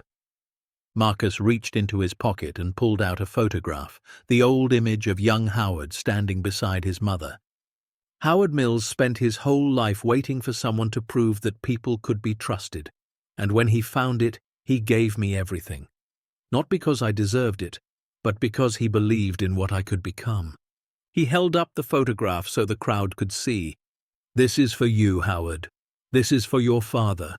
This is for everyone who ever carried a wound they couldn't heal alone. He set the photograph on the podium and looked out at the crowd one last time. Welcome to the Callaway Howard Veterans Foundation. Welcome home. The applause was deafening. Marcus stepped back from the podium, his heart pounding, his eyes wet. People surged forward to shake his hand, to embrace him, to thank him for things he didn't feel he deserved thanks for. But the moment he would remember most came later, when the crowd had thinned and the sun was beginning to set. Rachel found him standing alone at the edge of the property, looking out at the mountains. "Hey," she said softly. "Hey." She came to stand beside him, close enough that their shoulders touched. "That was one hell of a speech." Marcus shrugged. "I just said what was true." "That's what made it so powerful." She paused. "I'm proud of you, Marcus. I know I don't have any right to say that after everything, but I am. So proud." "You have every right," he said. "You're my sister. You never stopped being my sister, even when I pushed you away." Rachel's eyes filled with tears. "I love you. I love you too." They stood together in the fading light, watching the valley fill with shadow. Somewhere behind them, veterans were gathering in the dining hall, sharing their first meal in their new home. Somewhere, lives were beginning to change. "You know what Mom would say if she could see this?" Rachel asked. Marcus smiled faintly. Their mother had died when they were teenagers, but her presence still lingered in both their lives. "She'd say I need a haircut." Rachel laughed, a surprised, joyful sound. "Yeah, she would. But she'd also say she always knew you'd do something amazing. She believed in you, Marcus, even when things were hard." Marcus felt the words settle into his chest like a blessing. "I wish she could have seen this." "I think she can," Rachel said softly. "I think she's been watching the whole time." The first year was the hardest. Marcus had expected challenges, but the reality was more demanding than anything he'd imagined. There were funding shortfalls, staff conflicts, residents who arrived so broken that no amount of support seemed enough. There were nights when Marcus lay awake wondering if he'd made a terrible mistake, if he was just throwing money at problems that couldn't be solved. But for every setback, there were 10 successes. There was James, a former Marine who arrived addicted to heroin and suicidal. 6 months later, he was clean, employed, and mentoring other residents who were just beginning their recovery. There was Maria, an army medic who had witnessed things in Iraq that left her unable to sleep. After months of therapy and support, she enrolled in nursing school, determined to continue healing people. There was Thomas, a Vietnam veteran in his 70s who had been homeless for 15 years. He found a home at the retreat center, found community, found purpose. He spent his days teaching woodworking to younger veterans, passing on skills that had sustained him through decades of hardship. Marcus met with every resident personally. He learned their names, their stories, their dreams. He shared meals with them, worked alongside them, showed up for them in ways no one had ever shown up for him. And slowly, the retreat center became something more than a program. It became a family.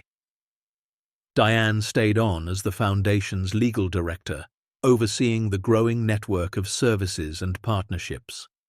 Jackson ran the outreach program, traveling across the country to connect with veterans in need. Carlos managed facilities, making sure everything ran smoothly. And Marcus? Marcus did what he'd always done best. He fixed things. Not engines anymore, but lives. One conversation at a time, one act of kindness at a time, one day at a time. The bunker became a museum. It was Diane's idea. She argued that the vault shouldn't stay hidden, that it represented something important, a cautionary tale about fear and isolation, but also a story of redemption and hope. Marcus resisted at first. The bunker felt sacred to him, private. But the more he thought about it, the more he understood. Calloway had spent his life hiding. Howard had spent his life avoiding. If Marcus kept the vault sealed, he'd be continuing the same pattern. So they opened it to the public. Not for profit. Admission was free for veterans and their families. The gold and silver remained in place, but the focus wasn't on the wealth, it was on the story. Diane curated an exhibit that traced the history of the Calloway family, from Franklin's rise as a mining magnate to his paranoid descent into isolation. She included excerpts from his journals, photographs from his life, and the letter he'd written to Howard but never sent. The exhibit ended with Marcus's story, the homeless veteran who found a fortune and chose to give it away. Visitors walked through the vault, surrounded by glittering treasure, and emerged with a different understanding of what wealth really meant. "Money can't protect you from yourself," the final placard read, "but community can save you from anything." The museum drew visitors from across the country. Veterans made pilgrimages to see the place, to touch the walls, to feel connected to something larger than themselves. Journalists wrote stories, documentaries were filmed. The Calloway Howard Foundation became nationally recognized. But Marcus didn't care about the fame. He cared about the impact. By the end of the second year, the retreat center had served over 500 veterans. The waiting list was longer than ever. They broke ground on an expansion, 20 additional cabins, a larger medical facility, a dedicated space for family reunification programs. The Foundation's endowment had grown to over $400 million, carefully invested and managed to ensure it would last for generations. Marcus had taken less than 1% for himself, enough to live comfortably, nothing more. "You could be living in a mansion," Jackson told him one day. "You could have a yacht, a private jet, anything you want." Marcus shook his head. "I have everything I want right here." It was the 3rd anniversary of the retreat center's opening. Marcus stood at the same podium where he'd given his first speech, looking out at a crowd that was 3 times larger than the original. Veterans filled the grounds, along with family members, supporters, and officials from veteran organizations across the country. Rachel was there with her family. Diane stood nearby, proud and watchful. Jackson, Carlos, and the rest of the team were scattered through the crowd, each of them having played a crucial role in building something that had seemed impossible 3 years ago. Marcus cleared his throat. "I've been asked to say a few words," he began. "And if you know me, you know words aren't really my thing.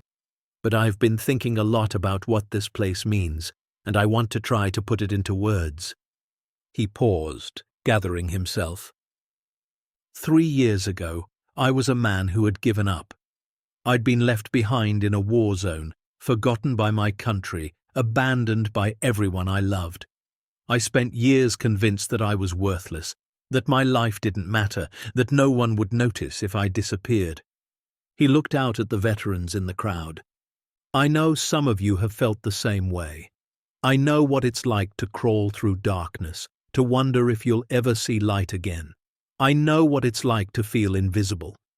His voice grew stronger. But here's what I've learned. We're not invisible.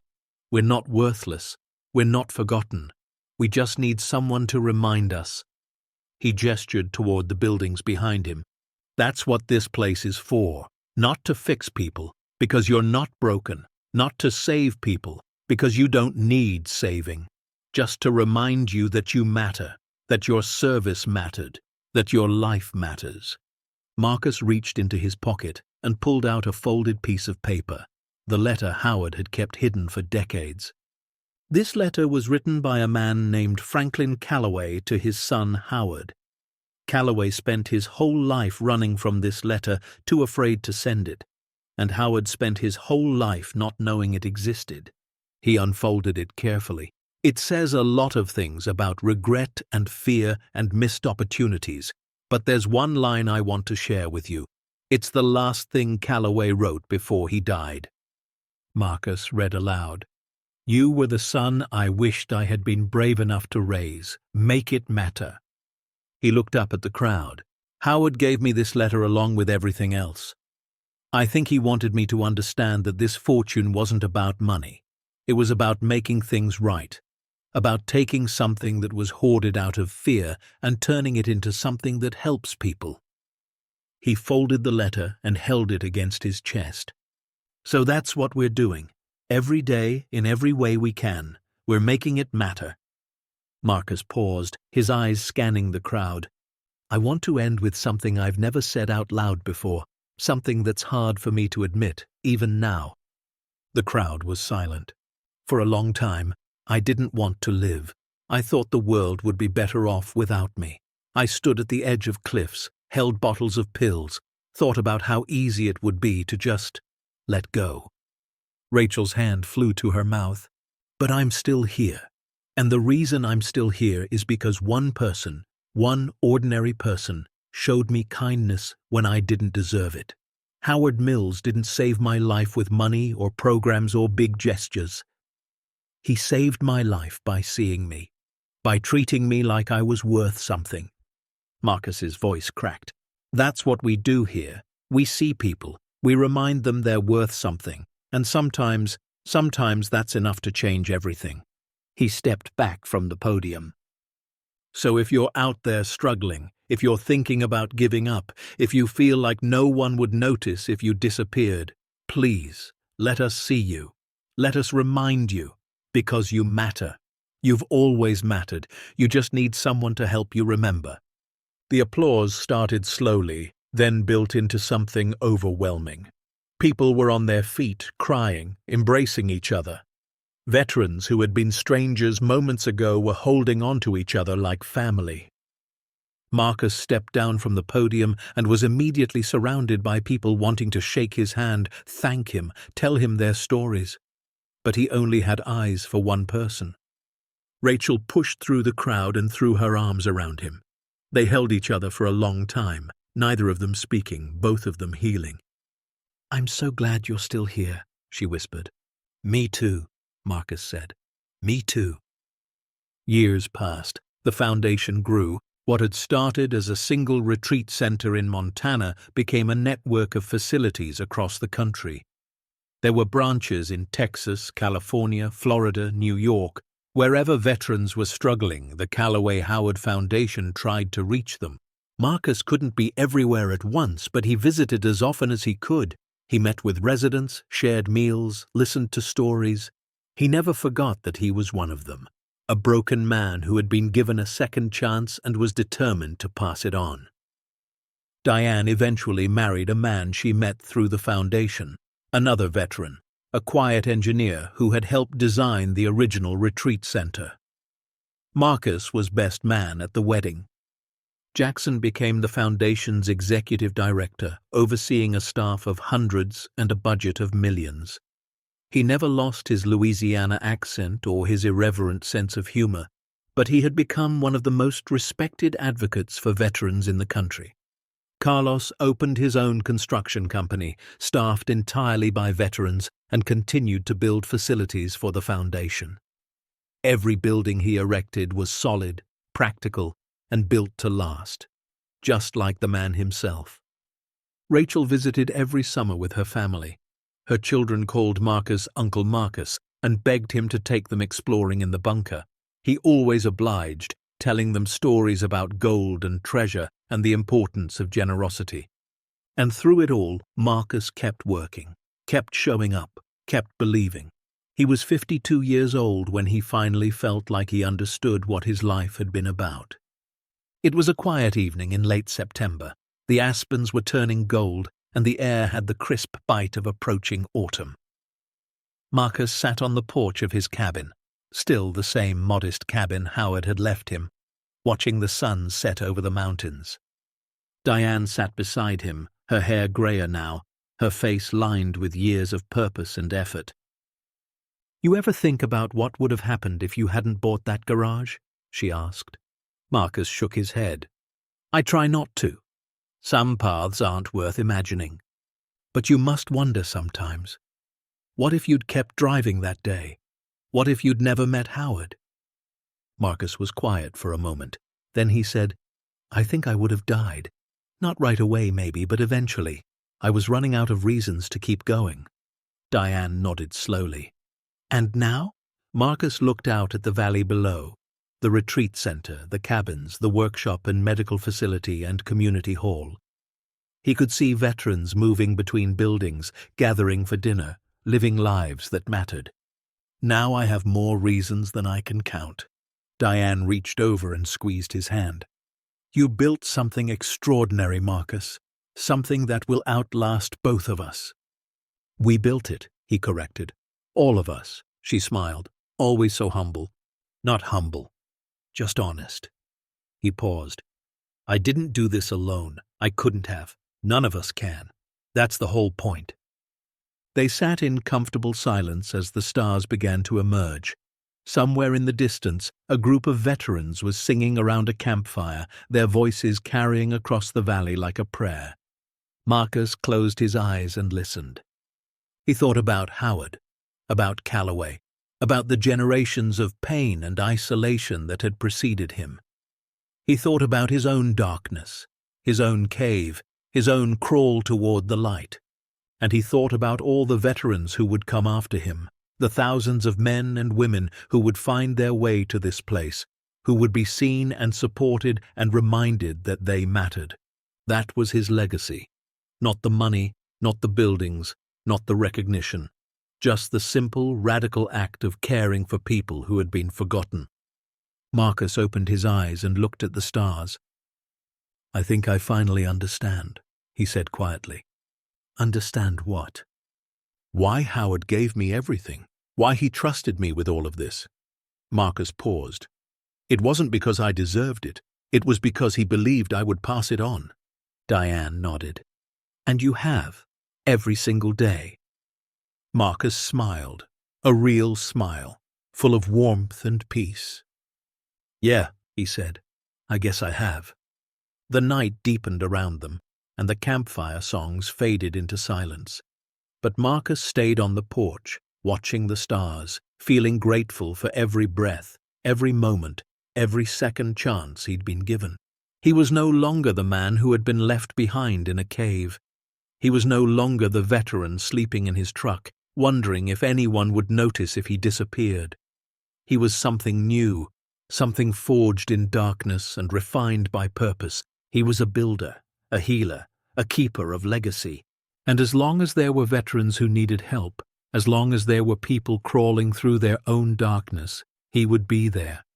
Not to save them, because they didn't need saving. Just to remind them that they weren't alone, because that was what Howard had done for him. And that was what he would keep doing, for as long as he could. Anyone can rebuild what's been broken if they're brave enough to believe there's still beauty beneath the rubble.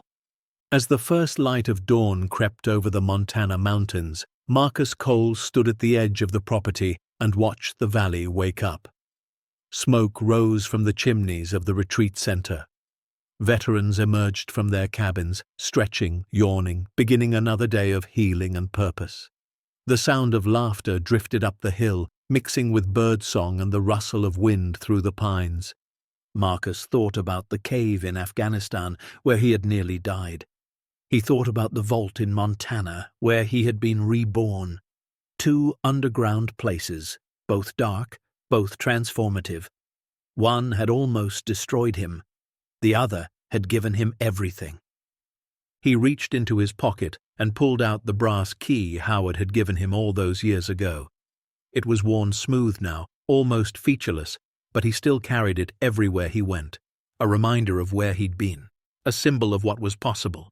Because Marcus Cole had learned something that Franklin Callaway never understood, something that Howard Mills had spent a lifetime waiting to believe. The things we bury don't stay buried forever. Sooner or later they surface, and when they do, we have a choice. We can run from them, hide from them, pretend they don't exist. Or we can face them, dig them up, transform them into something beautiful. Marcus had made his choice, and now, every day, in every cabin and workshop and counseling session, that choice was being honored. Veterans were finding their way back to themselves. Families were being reunited, lives were being rebuilt, not because of the money, not because of the fortune buried underground, because one homeless veteran had been brave enough to stop running, brave enough to trust, brave enough to believe that even the most broken things could be made whole again. Marcus looked down at the key in his hand, then up at the rising sun. "Thank you, Howard," he whispered. "I made it matter." The wind carried his words across the valley, scattering them among the trees, the mountains, the endless sky. And somewhere, in the silence between heartbeats, Marcus could have sworn he heard an answer. The end. Up next, 2 more powerful stories waiting for you. Click to keep riding with us, and don't forget to hit subscribe if you believe that sometimes the things we bury are exactly what the world needs most.